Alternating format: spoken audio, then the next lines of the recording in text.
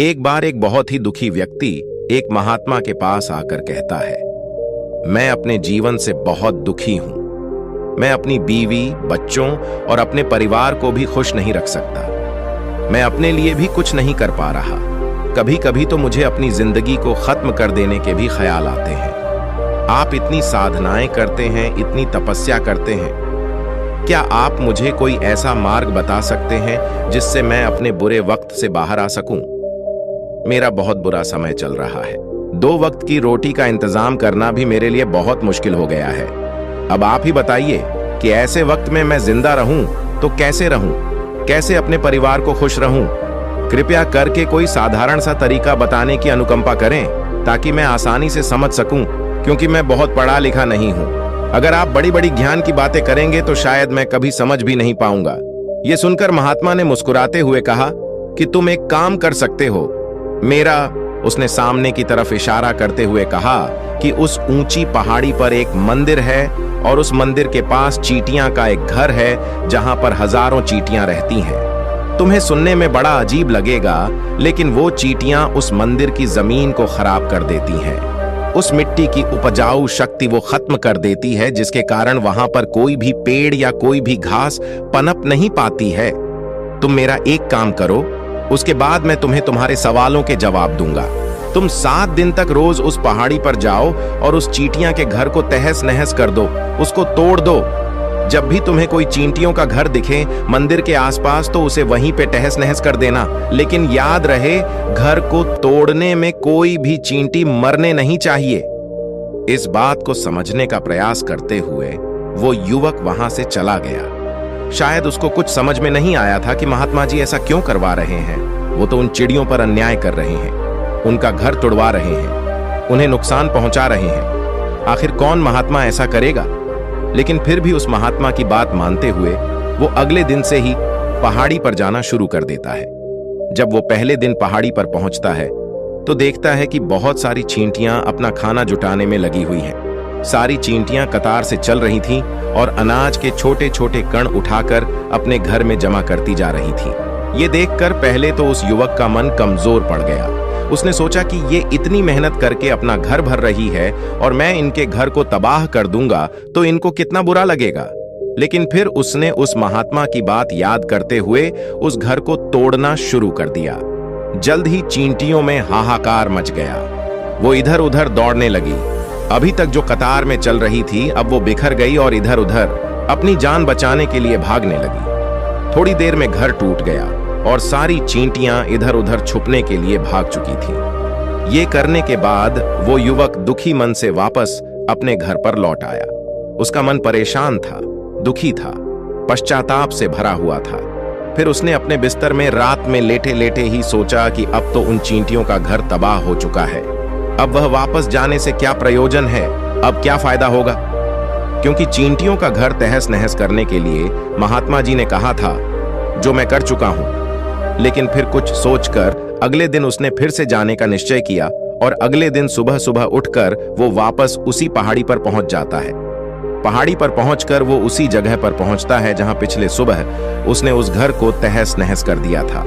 लेकिन वो ये देखकर चौंक जाता है कि उन चींटियों ने फिर से अपना घर उसी जगह पर बना लिया था और अब वो फिर से अपने घर के लिए सामान इकट्ठा करने में जुटी हुई थी। उस आदमी को देखकर लगा कि ये चींटियां कितनी मूर्ख है। इनको पता है कि कल ही इनका घर इसी जगह पर तबाह किया गया है और उसी जगह पर उन्होंने अपना नया घर भी बना लिया। और ये सोचकर वो आदमी हंसने को हुआ, लेकिन फिर से महात्मा की बात याद करते हुए उसने उन चींटियों का घर फिर से तबाह करना शुरू कर दिया। फिर से उन चींटियों में हलचल मच गई और थोड़ी देर में वो चींटियां इधर उधर अपनी जान बचाने के लिए भागने लगी। कुछ ही देर में उनका घर फिर से नष्ट हो गया और वो युवक थोड़ा संतोष के भाव से कि इस बार तो मैंने अच्छी तरह से उस घर को तबाह कर दिया है। अब तो वो चिड़िया यहां पर अपना घर बना ही नहीं पाएगी। इसीलिए जाने से पहले उसने उस घर पर ठंडा पानी भी डाल दिया ताकि चींटियां वहां पर अपना घर न बना सके। और इस तरह अपना कर्म पूरा करके वो युवक फिर से अपने घर लौट आया। आज रात में सोते वक्त फिर से वो इंसान यही सोच रहा था कि क्या महात्मा ये सही काम करवा रहे हैं। क्या किसी का घर तबाह करना किसी सिद्ध पुरुष को शोभा देता है? क्या हो अगर वो महात्मा सिद्ध पुरुष हो ही ना? क्या होगा अगर वो मुझे बेवकूफ बना रहे हों? लेकिन फिर उसने निश्चय किया कि मैं अपने काम को पहले पूरा कर लेता हूं, उसके बाद ही पता चलेगा कि महात्मा मुझसे ऐसा क्यों करवा रहे थे। और यही सोचकर वो रात में सो जाता है। अगले दिन सुबह उठकर वो फिर से उसी पहाड़ी की ओर निकल जाता है। पहाड़ी पर पहुंचकर वो उसी जगह पर पहुंचता है जहां पर उसने उनके घर को तबाह कर दिया था, और वो ये देखकर खुश हो जाता है कि वहां पर कोई भी घर नहीं था। सारी चींटियां वहां से भाग चुकी थीं। अब उसने सोचा कि अब मेरा रोज रोज आने का क्या प्रयोजन, क्योंकि चींटियां तो अपना घर बदल चुकी हैं और महात्मा जी ने मुझे 7वें दिन आने के लिए कहा था, लेकिन आज तो तीसरा ही दिन है। अब बाकी 4 दिन वापस आने का क्या प्रयोजन। और यही सोचकर उसने निश्चय किया कि यहां से वो सीधा उसी महात्मा के पास जाएगा और उनको ये सारी खबर बता देगा। जब वो वापस मुड़कर उस पहाड़ी से उस महात्मा की कुटिया की तरफ जाने लगा तो उसने देखा तो अचानक उसकी नजर एक और घरौंदे पर पड़ी जो कि चींटियों का ही बनाया हुआ था।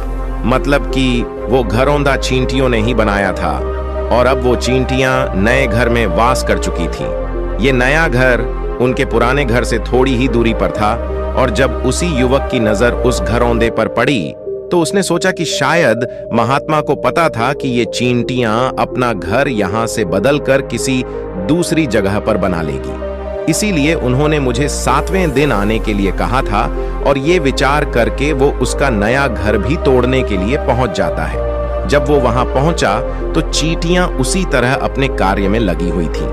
वो अपने लिए खाना इकट्ठा कर रही थी और अपने घर में जमा करती जा रही थी जो पुराना घर टूटा था।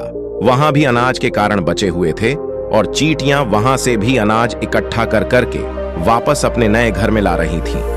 अब यहां पर फिर से युवक का मन थोड़ा कमजोर पड़ गया, क्योंकि वो खुद भी कमजोर था, खुद भी वक्त का मारा हुआ था। इसीलिए उसके मन में उन चींटियों के प्रति दया का भाव उमड़ रहा था। उनके ऊपर उसे दया आ रही थी। वो चाहता था कि उनकी मदद करे, लेकिन वो उल्टा उनको नुकसान पहुंचा रहा था।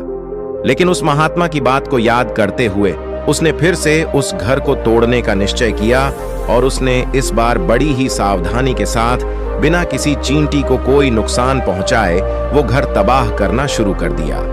वक्त थोड़ा ज्यादा लगा, क्योंकि किसी भी चींटी को नुकसान न पहुंचाने की शर्त महात्मा ने पहले ही रखी थी। इसीलिए उसको बड़ी सावधानी के साथ उन घरों को तबाह करना था। लेकिन आखिरकार उसने उस घर को भी तबाह कर दिया, और उस घर को तबाह करने के बाद वो बड़े ही दुखी मन से, इस बार वो पहले से भी ज्यादा दुखी था, क्योंकि उसने उनका नया घर भी तोड़ दिया था। वो उन चींटियों को बसने ही नहीं दे रहा था, और वो अब अपने आप को शैतान या दानव समझने लगा था। लेकिन फिर भी उस महात्मा की बात को मानते हुए वो अपने घर पर दुखी मन से वापस आ गया। रात में सोने से पहले एक बार उसने फिर से सोचा कि मैं कितना बड़ा शैतान हूं, कितना बड़ा दानव हूं। पुराना घर तो छोड़ो, मैं उन चींटियों को कहीं भी बसने के लिए कोई जगह ही नहीं दे रहा हूं। वो चींटियां मेरे बारे में क्या सोचती होंगी? वो कितना दुत्कारती होंगी उस परमात्मा को जो मेरे द्वारा ये काम करवा रहा है। लेकिन फिर भी उसने अगले दिन जाने का निश्चय किया, और अगले दिन सुबह सुबह वो फिर से वहां पर पहुंच गया। वो ये देखकर फिर से आश्चर्यचकित रह जाता है कि इस बार चींटियों ने एक और नई जगह पर अपना घर बना लिया था, तो पहले से भी ज्यादा ऊर्जा के साथ काम कर रही थी, और उन्होंने एक रात में पहले से भी बड़ा घर बना लिया था। और अब वो फिर से अपना अनाज और खाना इकट्ठा करने में जुटी हुई थी। ये देखकर उस आदमी को लगा कि ये चींटियां किस मिट्टी की बनी हुई हैं। मैं इनको बार बार यहां से भगाने की कोशिश कर रहा हूं, और ये वहीं पर अपना घर बना लेती है। क्या इनको पता नहीं है कि मैं इन्हें यहाँ पर कभी भी बसने नहीं दूंगा? ये चींटी है, दिखने में इतनी छोटी है, लेकिन फिर भी ये मुझसे हार नहीं मान रही है। बड़ी ताज्जुब की बात है, और इस बार उसने गुस्से में उस घर को तहस नहस करना शुरू कर दिया। लेकिन इस बार तहस नहस करते हुए कुछ चींटियां वहीं पर मर गईं। उसके पैरों तले कुचल दी गई। कुचलने के बाद जब वो अपने अहंकार से बाहर आया तो उसने देखा कि गुस्से में उसने उन चींटियों को कितनी क्षति पहुंचा दी है। उसका मन पश्चाताप से भर गया, और वो रोता हुआ अपने घर की तरफ बढ़ गया। रात में सोते वक्त उसने सोचा कि मैं उन चींटियों पर बहुत ज्यादा अत्याचार कर रहा हूं, अब इससे ज्यादा अत्याचार मैं नहीं कर पाऊंगा, और यही सोचकर वो अगले दिन उन चींटियों के लिए अपने घर से थोड़ा आटा लेकर उसी पहाड़ी पर पहुंच जाता है। आज उसके मन में उन चींटियों के प्रति श्रद्धा का भाव था, दया का भाव था। आज वो उनकी मदद करना चाहता था, और जब वो वहां पर पहुंचा तो चींटियां फिर से अपने नए घर को बनाने में जुटी हुई थीं। उसने बड़ी ही करुणा के साथ उन चींटियों को अपना लाया हुआ आटा खिलाया, और अगले 3 दिनों तक वो ऐसा ही करता रहा। वो रोज सुबह जाता और उन चींटियों को अपने हाथों से आटा खिलाता। 7 दिन के बाद वो युवक उस महात्मा के पास पहुंचकर हाथ जोड़कर बोलता है कि हे महात्मा जी, मुझे माफ कर देना। मैंने उन चींटियों का घर तबाह करने के लिए बहुत कोशिश की। मैंने उनका घर तबाह किया भी, एक बार नहीं, 4 बार मैंने उनका घर तोड़ा। उसके बाद मैं हिम्मत नहीं कर पाया, उनके घर को नहीं तोड़ पाया। मैं समझ सकता हूं कि मैंने आपका काम पूरा नहीं किया, और इसके बदले आप मुझे वो तरीके भी नहीं बताएंगे जो कि मुझे मेरे बुरे समय से बाहर निकाल सकते हैं। लेकिन मुझे इसका कोई खेद नहीं है। मुझे लगता है कि मैंने जो किया वो सही किया, इसीलिए मैं आपसे आज्ञा लेकर वापस जा रहा हूं। कृपया मुझे वापस अपने घर जाने की आज्ञा दीजिए। ये सुनकर महात्मा ने मुस्कुराते हुए कहा कि अरे बेटा, कहाँ चल दिए? रुको तो सही, जलपान तो कर लो, थोड़ी देर ठहर जाओ, उसके बाद चले जाना। और ये कहकर वो महात्मा उस युवक के लिए पानी लेकर आते हैं। पानी पिलाने के बाद महात्मा उस युवक से पूछते हैं कि तुम मुझे ये बताओ कि आखिर तुम उन चींटियों का घर तबाह क्यों नहीं कर सके? वो चींटियां तो छोटी छोटी है और तुम इतने विशालकाय हो, फिर भी तुम उन छोटी छोटी चींटियों का घर तबाह नहीं कर पाए? कहां है तुम्हारी शक्ति, तुम्हारा बाहुबल? इसका जवाब देते हुए उस युवक ने कहा कि हे महात्मा, मैंने उन चींटियों का घर तबाह कर दिया था, बार बार किया था। एक बार तो अपने गुस्से में उन चींटियों को भी मैंने हानि पहुंचा दी थी, लेकिन जिस दिन मैंने उनको हानि पहुंचाई, उसी दिन मेरे को लगा कि मैं इनको क्यों हानि पहुंचा रहा हूं, क्यों इनको इतनी तकलीफ दे रहा हूं, और उसी दिन से मैंने उनको क्षति पहुंचाने की बजाय, नुकसान पहुंचाने की बजाय उनकी सहायता करनी शुरू कर दी। ये सुनकर उस महात्मा ने कहा कि यही तो सीखने की बात है। एक छोटी सी चींटी हमें जीवन का संदेश दे जाती है। मैंने तुम्हें उन चींटियों का घर तबाह करने के लिए नहीं भेजा था। मैंने तुम्हें भेजा था ताकि तुम उन चींटियों से कुछ सीख ले सको। तुम्हें क्या सीख मिली उन चींटियों से, क्या मुझे बता सकते हो? ये सुनकर उस युवक ने पूरी कहानी बयां कर दी। पूरी कहानी सुनने के बाद महात्मा ने मुस्कुराते हुए कहा कि बेटा, पहली सीख जो इन चींटियों से लेने की थी वो ये थी कि तुमने कितनी ही बार उनके घर को तोड़ने की कोशिश की, कितनी ही बार प्रयास किया कि उनका घर तबाह हो जाए, लेकिन वो हर बार अपना नया घर बना लेती थी। उन्होंने कभी भी हार नहीं मानी।